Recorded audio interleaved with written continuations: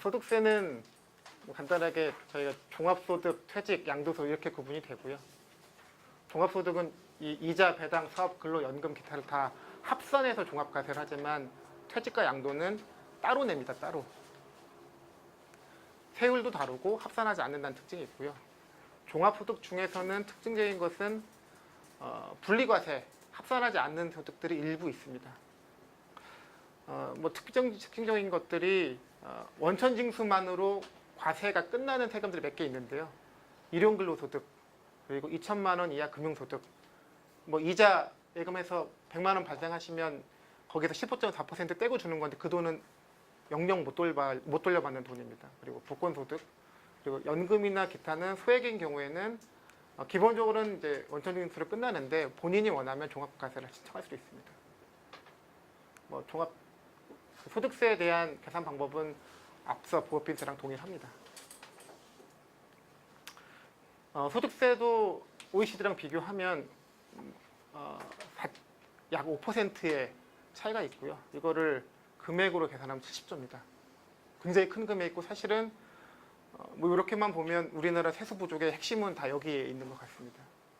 근데 앞서 봤던 가계소득 비중 차이 나는 거는 고려를 해줘야 되니까 그걸 아까 그 법인세 했던 것과 동일한 로직으로 그냥 따라가 봤습니다. 그러니까 가계소득 비중에 OECD 유효세를 곱해주면 우리가 OECD의 기준에 따라서 부담할 세율이 나오고요. 비율이 나오고 실제 소득세 부담률 3.7 이렇게 머물다가 2015년 4.3까지 올라갔고요. 차이가 3.4%가 되고 금액으로 환산해 보면 52.7조 정도 됩니다. 물론 52.7조도 굉장히 큰 금액입니다. 소득세 가장 적은 큰 원인은 조세 지출에 있는데요. 조세 지출이란 표현은 앞서 봤던 소득공제, 비과세 소득, 세액공제, 세액감면 모두 다 합쳐서 세금 깎아준 걸 다 조세 지출이라고 부릅니다. 2015년 기준으로 보면 소득세가 19조입니다. 제일 크고요. 전체 비중이 54%입니다. 그러니까 전체가 약 35조 정도 저희가 국세를 깎아주고 있는데 19조를 전부 소득세에서 깎아주고 있습니다. 그러니까 소득세는 공제 감면이 가장 크다는 약점이 있고요. 이것 때문에 OECD랑 비교하면 이거는 중위소득과 비교해서 중위소득의 절반, 1.5배, 2배 이런 계산법인데 실효세율을 계산해 보면 이게 한국이고 이게 OECD입니다. 그러니까 저소득자는 0.5 대 5, 고소득자는 10 대 18. 그러니까 모든 소득 계층에서 세금을 적게 내고 있는 문제가 발생합니다. 근데 공제 감면이 크긴 하지만 이 공제 감면을 해주는 이유는 생계비를 보장하는 측면이 있습니다. 그러니까 저소득층 같은 경우는 그 소득이 생계를 위한 수단인데 공제 감면을 인정하지 않으면 기본적인 생계도 유지하지 못하기 때문에 무한정 깎을 수는 없는 거고요. 근데 하지만 고소득자는 생계랑 상관이 없어서 고소득자에 대한 공제 감면에 대해서는 좀 다르게 보고 있습니다. 상식적으로 보면 중산층이 100의 혜택을 보면 고소득자는 최소 100을 봐야 될 것 같은데 다른 나라는 그렇게 하지 않습니다. 이게 미국, 호주, 영국인데요. 고소득 계층에 대해서 공제 금액을 제한을 줍니다. 아예 못 받게 만들어 버리는 거죠. 그러니까 생계비와 아무 상관없으니까 아예 공제를 안 해주는 제도를 가지고 있습니다. 근데 기재부도 모르는 건 아니고요. 기재부에서 2012년 같은 경우에 개인사업자에 대한 최저한세율을 만들고 고소득자의 과도한 소득공제를 막기 위해서 특별공제 종합한도를 만들었습니다. 그러니까 기재부도 알고 있고 고소득자의 공제 감면을 줄이겠다라는 정책 방향을 가지고 있었습니다. 근데 실제 어떻게 되고 있는지 한번 확인해 본 건데요. 소득금액이라 하면 경비를 다 뺀 금액입니다. 근로소득자는 경비 성격인 근로소득 공제를 뺀 금액이고요. 사업소득자도 필요경비 다 뺀 금액이니까 고소득자로 분류하는데 큰 문제가 없는 부분일 텐데 소득공제, 세액공제 감면 다 더해보면 세금 효과로 환산해서 더해보면 약 4.6조 원을 지금 고소득자들이 공제 감면으로 혜택을 보고 있습니다. 그럼 이 4.6조 원에 대해서 기재부는 과연 얼마나 관리를 하고 있었는지 보면 소득공제 종합한도 실적이 38억 원입니다. 이 숫자 단위가 갑자기 바뀌었는데 여긴 조원이고 여기는 억 원입니다. 세액으로 보면 10억 원이고요. 거의 관리가 안 되고 있는 거죠. 깎아주는 걸 막아준 게 아무것도 없는 겁니다. 최저한세는 실적이 없습니다. 고소득자에 대한 소득공제 감면을 줄인다고 제도를 만들어놨는데 아무런 단속이 안 되고 있는 거죠. 이유를 살펴보면 최저한세 같은 경우는 개념이 그렇습니다. 그러니까 세금이 내는 세금 기준으로 3천만 원 이하면 원래 내 세금의 35%를 한도로 한다.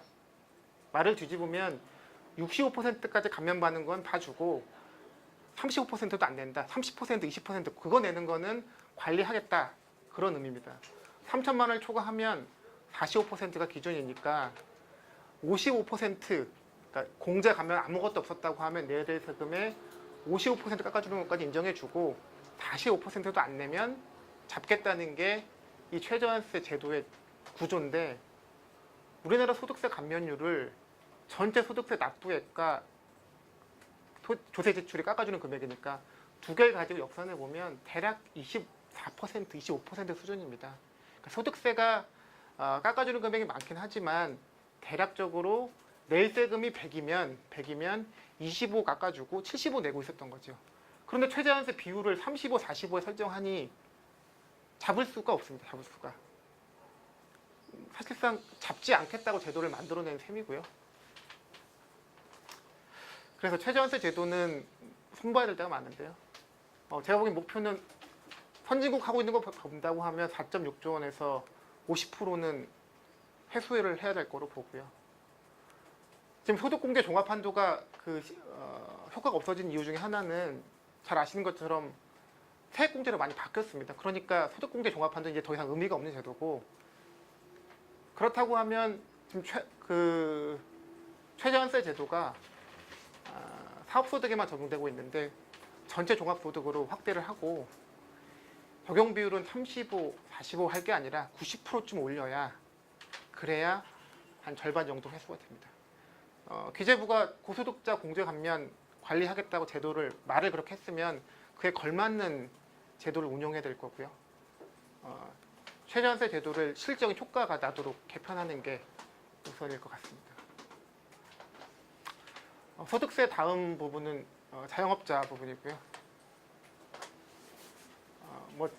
자영업자의 소득 파악을 하기 위해서는 제도들이 많이 그동안 도입돼 왔습니다.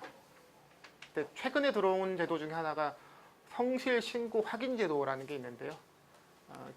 업종별로 기준 금액이 있습니다. 이 금액을 넘어가면 성실 신고 확인을 해야 되는데 이건 뭐냐면 세금 신고할 때 그 신고 내역을 세무사가 그러니까 세무대리인이 확인하도록 하는 건데 나중에 탈세가 밝혀지면 그 세무대리인, 세무사를 징계하는 제도입니다. 라이센스를 취소해버리는 거죠. 그래서 보면 징계받는 세무사들이 급증을 하고 있습니다. 징계 사례도 많고요. 이게 지금 실제 세무 신고 현장에서는 큰 문제가 되고 있는데 방향으로 보면 갈등이 있긴 하지만 이제 세무사들이 옛날처럼 막무가내로 세금 못 내겠다고 하는 자영업자들은 더 이상 신고를 안 해주고 있습니다. 그래서 전체적으로 보면 자영업자들도 세금을 많이 내고 있는 방향입니다. 자영업자의 소득 탈루율과 세금 탈루율에 대해서는 국회 예산정책처의 자료가 있는데 그냥 간단하게 보면 소득 탈루율이 2003년에 25%, 2012년에 20%에서 어쨌든 점차 개선되고 있다라는 결과가 있고요. 세금 탈루율은 같은 소득 탈루율에 있어도 이 고소득자 같은 경우는 세율이 높기 때문에 좀 더 세금 탈루율가 좀 더 큰데 방향을 보면 줄어들고 있지만 소득을 20% 탈루하면 세금은 약 30% 탈루하는 효과가 있습니다. 어쨌든 큰 들의 방향으로 보면 자영업자들의 소득 탈루가 줄어들고 있고요. 근데 복잡하게 보지 않고 아주 간단하게 보는 방법이 있는데요. 한국은행 통계 중에서 가계소득 중에 영업잉여가 있습니다. 자영업자들이 내는 소득이라는 개념이고요. 한편 국세 통계연보상에 사업소득 신고하는 금액이 있습니다. 두 개를 비교하는 게 자영업자들이 얼마나 세금을 내고 있는지 확인하는 대체적인 방법으로 많이 쓰는 건데 이 추이를 보면 최근에 재밌는 변화가 있습니다. 2013년, 2014년에 사소득 신고 금액이 10조가 늘었습니다. 영업이익은 2조밖에 안 늘었는데 신고가 10조 늘었습니다. 좀 더 길게 봐도 그 전에도 많이 늘었습니다. 그래서 한국은행 통계와 국세청 통계를 가지고 소득 파악률을 계산해 보면 이렇게 계산법을 따르면 2014년에는 74%까지 올라온 것으로 나옵니다. 그러니까 역대 정부들이 만들어놓은 제도들이 이제 효과를 발휘하고 있는 거고요. 이걸 기준으로 종합소득 세금 탈루액을 추정해 보면 소득 탈루액은 2008년에 한 55조 정도에서 쭉 줄어들어서 3조 정도로 추정이 되고요. 세율을 가지고 세금 추정치를 계산해 보면 8.6에서 줄어들어서 한 5.2조 정도 됩니다. 그런데 이거는 이제 누진 효과를 고려 안 한 거니까 소득 탈루의 한 1.5배만큼 세금 탈루 효과가 있다는 걸 계산해 보면 7.4조까지 볼 수가 있습니다. 그래서 2014년 기준으로 자영업자들이 탈루하고 있는 세액이 한 5.에서 한 7.4 정도로 예상할 수 있고요. 굉장히 그러니까 중요한 부분은 계속 지속적으로 줄어들고 있다, 많이 줄어들었다라는 부분이 중요합니다. 지금 추세로 봐서는 90%도 될 것 같은데요. 90% 만약 된다고 하면 소득 파악액이 18조고요. 세금 효과로 보면 3에서 4조 정도 나옵니다. 그 근로소득자 증세에 대해서 반발하는 가장 큰 이유 중에 하나가 자영업자부터 제대로 걷어라 부분인데 제 생각엔 여기까지 된다고 하면 지금도 굉장히 많이 올라왔고 소득 파악률 좀 더 오른다고 하면 근로소득자 증세도 논의해 볼 수 있을 것 같습니다. 주식 양도 차익 제도가 복잡한데 대주주와 소액주주가 나눠져 있고요. 소액주주는 상장 주식이 비과세라는 특징이 있고 대주주는 대략 20%. 그러니까 대주주가 되면 20% 세율을 내야 되고 소액주주가 대기업 주식을 갖고 있는 경우는 없으니까 소액주주는 20%.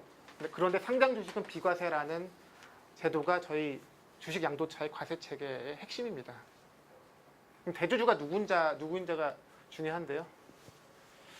예전에는 뭐 3%, 100억, 5%, 50억 굉장히 높았었는데 지속적으로 낮춰서 올해 4월 1일부터는 1% 25억 코스피 기준, 코스닥은 2% 20억 원까지 내려왔습니다. 조세재정연구원에서 여러 가지 측면을 봤을 때 뭐 주식시장의 성숙도, 세부담 형평, 그리고 선진국의 사례들을 봤을 때 전면 과세가 필요하다는 보고서를 낸 적이 있는데요. 실제로 보면 미국, 일본, 프랑스, 독일, 스페인, 브라질, 이탈리아 대부분 나라가 양도차익을 전면 과세하고 있습니다.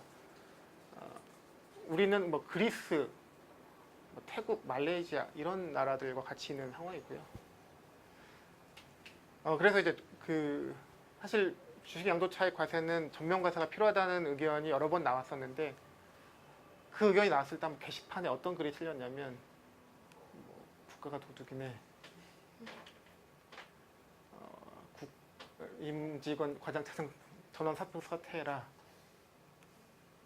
뭐 이런 글들이 무수히 달렸습니다. 무수히 달렸고 뭐 주식 투자를 하는 제 입장도 사실 이때는 비슷했습니다.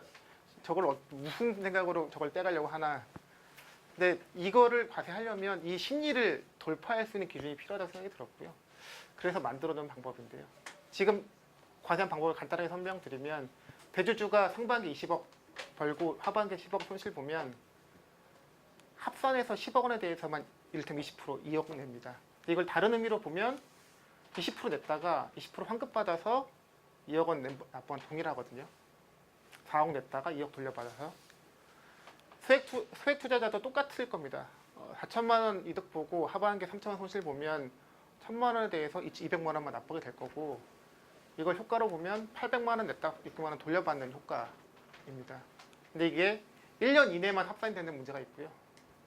작년에 이득 보고 올해 손실 보면 작년에 800만 원 냈는데 올해는 안 돌려줍니다. 800만 원만 결국 내게 되고요. 이런 것들이 사실은 핵심 불만입니다. 뒤집어서 작년에 손실 보고 올해 이득 본다. 2월이 안 됩니다. 역시 800만 원 내야 됩니다. 그래서 이렇게 방법을 만들어 보는 건데요. 4천만 원 벌면 바로 원천징수로 800만 원 떼가고요. 3천만 원 손실 보면 바로 20% 환급해 주는 겁니다. 600만 원. 그리고 신고 절차 없이 근데 이걸 만약 합산했다고 하면 더한 거랑 마찬가지죠. 그러니까 이 방안의 의미는 그 2월 공제를 무기한해준다는 의미가 있는데요. 뭐 이거를 제가 이거는 조세재정연구원에서 좀 반대하고 있는 것으로 알고 있습니다. 근데 다른 나라를 보면 미국, 영국, 독일, 호주는 이미 무기한 2월 공제 하고 있고요. 많은 나라들이 4년, 5년씩 해주고 있습니다. 해볼 만한 제도인 거고요. 손실 환급을 먼저 해준다, 돈이 먼저 나간다는 뭐 측면이 있을 텐데 주식 투자를 해보신 분들은 아시겠지만 일단 내려가면 못 파는 게 특성이라서 그리 줄지 않을 것 같습니다. 이 방안에 대해서는 두 가지 비판이 있을 것 같은데요. 조삼모사다. 어차피 줄 돈 주는 거 아니냐, 아니면 증세 효과가 없다. 2월 공제 부담이 너무 크다. 근데 양극단의 비판이 있으면 실제 효과는 중간쯤에 있을 것 같습니다. 이제 국회 예산 정책적 보고서인데요. 증세 효과를 계산한 게 호황이 기준 15.3조, 하락장임 3.8조, 상승장 6.3조 예상을 했고요. 호황장 빼고 하락, 상승장 더하면 평균 내면 약 평균 5조 정도 세수가 나올 것으로 예측하는 게 합리적일 것 같습니다. 그래서 소액주주 전망과세 효과를 추정해 보면 앞서 보신 것처럼 호황장 빼고 하락, 상승장 더하되 무기한 2월 공제 효과가 있으니까 이 금액만큼 다 발생하지 않을 거고요. 그거에 한 50에서 60%만 발생한다 보면 2.5조에서 3조 정도 효과가 있을 거로 예상이 됩니다. 근데 이렇게 소액주주를 전면 과세를 하면 대주주를 그대로 놔두면 안 될 것 같고요. 대주주 양도차익은 종합소득으로 누진 과세를 해야 될 것 같습니다. 지금 대주주 양도차익은 양도차익 금액별로 통계가 있기 때문에 2억 원 초과면 지금 20%만 내고 있는데 이걸 38%가 내야 되는 거니까 이 차이를 계산해 보면 현재 종합소득세율에 따라 부과하면 3.26조 정도 내야 됩니다. 그런데 현행세율 아까 보신 것처럼 10%, 20% 세율만 내고 있기 때문에 내고 있는 세금이 1.3조밖에 안 되거든요. 2014년 기준으로 1.9조가 늘어날 수 있고 대주주 범위가 늘어났기 때문에 사실은 이 금액은 더 늘어날 겁니다. 2조, 최소 2조가 볼 수 있고 이렇게 해서 소액주주 쪽에서 한 2.5에서 3조, 대주주에서 최소 2조 합하면 이 주식 양도차익 과세 효과가 4에서 5 정도 나올 것 같습니다. 주택임대소득 과세 네 번째는 이제 주택임대소득 부분인데요. 이 과세 체계를 보면 월세인 경우에는 고가주택만 과세, 2주택, 3주택은 종합소득 과세가 되어 있고요. 전세는 간주임대료라고 해서 전세보증금에 정기예금 이자율 상당액을 곱해서 그만큼 임대료가 있는 것으로 간주해서 과세하고 있습니다. 근데 1주택, 2주택은 비과세고 3주택만 과세를 하고 있습니다. 근데 전체적으로 보면 뭐 여기 2주택에 좀 문제가 있긴 하지만 종합소득 과세라서 큰 문제가 없습니다. 소득이 늘어나면 높은 세율이 적용되니까. 근데 문제는 이거보다는 소득 파악이 안 되는 데 문제가 있고요. 2014년이 되어서야 국세청에서 건교부, 국토교통부 자료를 봤겠습니다. 전월세 확정일자 자료를 그때서야 봤습니다. 그러니까 그때서야 과세 기반을 확보한 거고요. 또 한편으로는 월세 소득공제가 세액공제로 바뀌면서 지원이 강화됐습니다. 그러니까 2014년은 한편으로 보면 주택임대소득의 과세 기반이 확보된 시점인데 그 과세 기반 확보와 동시에 소규모 주택임대소득에 대한 과세 방안을 한참 후퇴시킵니다. 첫 번째 내놓은 방안이 45%의 필요경부를 주고 분리과세하는 거였었는데 반발이 심하니까 대폭 후퇴를 했는데 한번 그 방안을 한번 보도록 하겠습니다. 이 주택임대소득이 사실 주변에서 누구나 볼 수 있는 소득인 것 같습니다. 그러니까 어떤 분은 부모님이 은퇴해서 은퇴자금을 은행 예치해서 금융소득 발생하실 수도 있고요. 어떤 분은 주택에 투자해서 부모님께서 주택임대소득이 발생할 수도 있고 또 어떤 분은 조카가 중소기업에 근무해서 근로소득이 발생할 수도 있는데 그러니까 이 2천만 원의 금융소득, 2천만 원의 주택임대소득, 2천만 원의 근로소득은 누구나 주변에서 볼 수 있는 소득들인데 그 소득을 어떻게 과세하는 게 공정한지 따져보는 거에서 한번 출발해 보려고 합니다. 근데 이 이름이 다 야구 선수 이름을 썼는데 호자가 들어가더라고요. 그래서 야구를 하려면 아들을 야구 시키려면 이름을 잘 지어야 된다. 들고요. 찬호도 있습니다.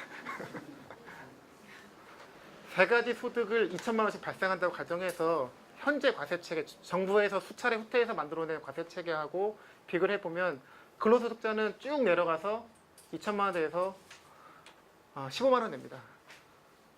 1인 가구 가정했고요. 주택임대소득은 필요경비 빼주고 소득공제 빼주면 56만 원 냅니다. 그런데 금융소득은 280만 원 내고 있습니다. 수익금액 대비 비교하면 근로소득 0.7%, 주택임대소득 2.8%에서 큰 차이가 없습니다.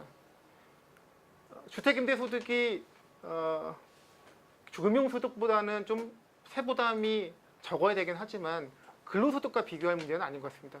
그러니까 주택임대소득 얻기 위해서는 뭐 발품도 팔아야 되고 수리 문제도 발생하고 공실도 있어야 되지만 근로소득과 비교가 비슷하면 안 될 것 같고요. 현재 제도인 필요경비율 60%에 기본공제 400만 원은 굉장히 과도합니다. 그런데 정부가 처음 내놓은 방안이 있었습니다. 이 방안은 필요경비율이 45%였고요. 소득공제가 없었습니다. 이렇게 계산해 보면 근로소득과 금융소득은 그대로인데 주택임대소득이 약 154만 원 정도 세금을 부담하게 됩니다. 둘 중간쯤에 있게 되고요. 근데 이 45%라는 필요경비율도 지금 고가주택, 일반주택, 단수경비율과 비교하면 사실은 굉장히 높은 수준입니다.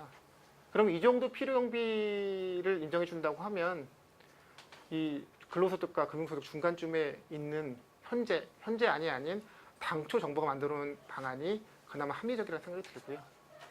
이렇게 당초 정부안대로 했을 때 임대소득이 얼마나 났을지 추정해 본 건데요. 대략 과세 대상은 380만 가구 정도 될 것 같습니다. 그러니까 380만에서 발생하는 임대 수입이 과세 대상이 될 것 같고요. 그 효과를 계산해 보면 현재는 세액으로 보면 약 8천억 원밖에 안 됩니다. 0.8조 정도밖에 안 되는데 당초 정부안대로 과세한다고 하면 1.9조 정도 됩니다. 차이가 1.1조 정도 증가하고요.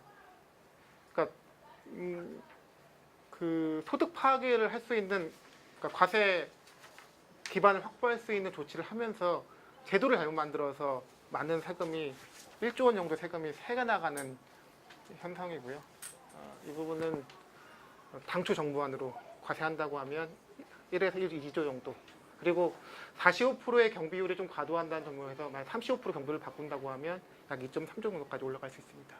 부채에 대한 이자 비용이 발생할 수 있잖아요. 근데 그거를 필요 경비로 인정받을 수도 있습니다. 근데 이렇게 아까 45%로 일괄로 받으면 인정을 못 받고요. 개별별로 어떤 증빙을 갖추면 이게 이 집을 사기 위해서 대출받은 게 맞다는 것들을 확인하고 이자가 얼마였던 것들 다 확인하면 경비를 빼줄 수도 있습니다. 근데 그 아까 45%, 60%는 그 기준 경비율이라고 하는 거는 세부적인 계산을 하나도 따지지 않겠다는 제도이기 때문에 그 제도 하에서는 고려가 안 됩니다.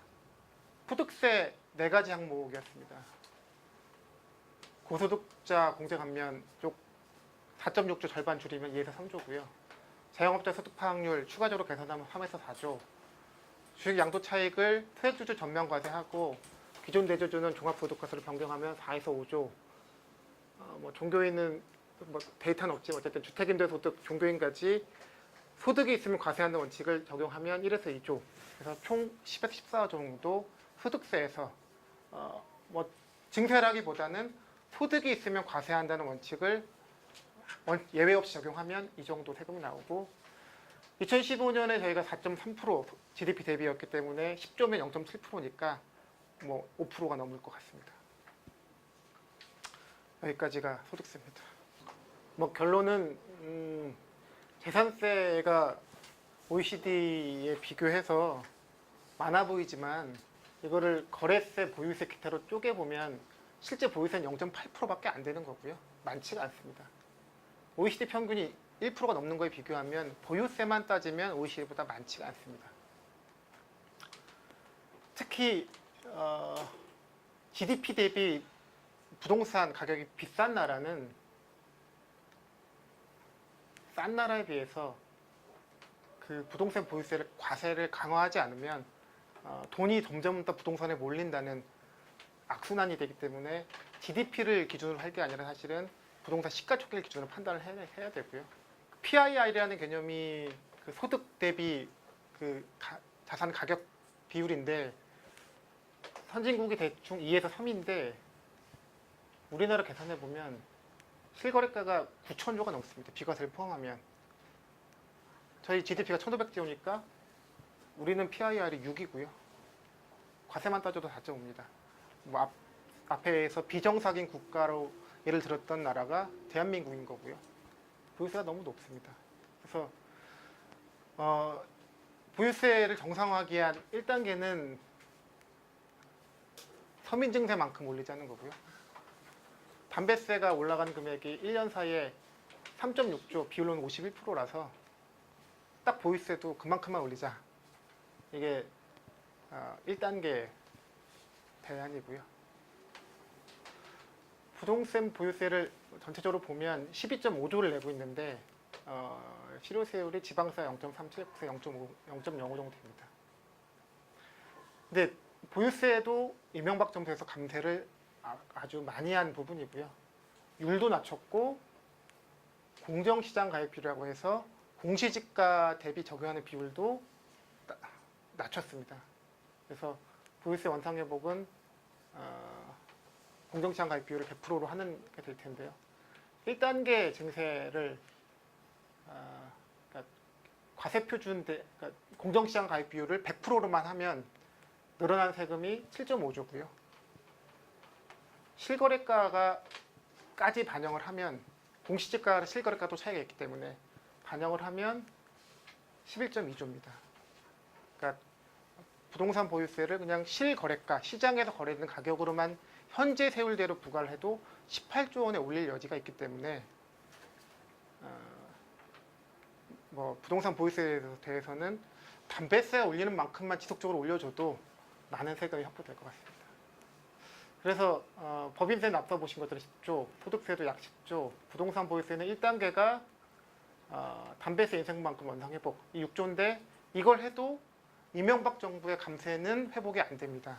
아까 1단계가 공시지가 100% 부분이 7.5조였기 때문에 그래서 앞으로 담배세가 늘어난 만큼 지속적으로 올린다고 하면 18조까지 늘어날 수 있기 때문에 4에서 12조 정도까지 올라갈 수 있고요. 그렇게 본다고 하면 이 공평과세를 통해서 법인세, 소득세, 부동산 보유세를 통해서 확보할 수 있는 재정이 최소 30조, 뭐 많으면 45조까지 예상이 됩니다. 여기까지가 공평과세에 대한 내용이었고요. 복지증세는 내용이 뭐 상대적으로 짧습니다. 복지증세로서 사회복지세 부분은 기존의 내만복 입장이랑 거의 대동소이하고요. 법인세, 소득세, 상속증여세에 종합부동산세가 포함되어 있었는데 뭐 이거를 뺄 수도 있다는 생각이 듭니다. 그러니까 부동산 보유세가 실질적으로 정상화된다고 하면 뺄 수도 있다고 생각이 들고요. 3개 더하면 110조 정도 되고 공평과세 실현에 따라서 약 20조 정도 증가하니까 법인세와 소득세가 대상 금액이 130조가 되고요. 여기 20%를 거두면 26조 정도가 사회복지세를 통해서 확보될 수 있는 세금입니다. 뭐 사회복지세 장점은 목적세로 걷어서 특별회계로 관리를 한다고 하면 재정 지출에 대한 불신을 극복할 수 있는 세금이고요. 앞서 보셨던 여러 가지 소득, 종합소득, 근로소득, 양도소득, 법인세, 상속증여세 되는 사람들이 모두 다 증세에 참여한다는 특징이 있고 현재 누진 구조를 그대로 반영한다는 장점도 있습니다. 추가적으로 증세로서 좀 고려해 볼 사항이 하나 더 있는데요. 2014년 그 근로소득세 과세 현황입니다. 과세를 세금을 낸 사람, 면제받은 사람인데 낸 사람이 860만, 면제자가 800만입니다. 약 절반이 세금을 안 내고 있는데요. 이 사람들에 대한 세부담으로 일용소득 근로자의 세부담을 한번 따져봤습니다. 일용 근로소득자도 세금을 내고 있습니다. 이 사람들이 총급여가 58조였었고요. 세부담이 0.27조여서 0.46%는 내고 있습니다. 그러면 근로소득 과세 문제자도 요만큼만 내보자고 한다고 하면 0.53조 정도 되는데요. 이게 지금 과세를 하고 있는 사람들이 실제 낸 세금들입니다. 총급여에 대해서. 전체적으로 보면 6%를 냈는데요. 아까 860만 원의 분들이 총급여 대비 6%를 냈고 구간별로 보면 0.07에서 높으신 분은 16%까지 세금을 내고 있는데 이 세율대로 만약 이분들 과세 면제자에 적용을 하면 이분들 낼 세금이 1.13조입니다. 이건 너무 많고요. 이거의 절반만 적용하면 0.57조. 그러니까 과세 대상자의 절반만 내는 세금을 만들어 보면 복지 증세 저변을 확대하는 장점이 있지 않나 해서 여기까지 고민을 해봤습니다. 이쪽 근로소득 과세 면제자 부분은 아주 추가 논의가 필요한 부분이어서 그 부분을 제외하고 지금까지 다뤘던 세금 효과를 다 계산해 보면 말씀드린 대로 법인세에서 10조, 소득세에서 10조, 부동산 보유세에서 10조, 사회복지세로 26조에서 56조에서 많으면 71조까지 예상이 되고요. 이게 GDP 4%입니다. 그러니까 이렇게 해서 GDP 4%를 확보하게 되면 좀 복지 재정이 확충되지 않을까 기대가 됩니다.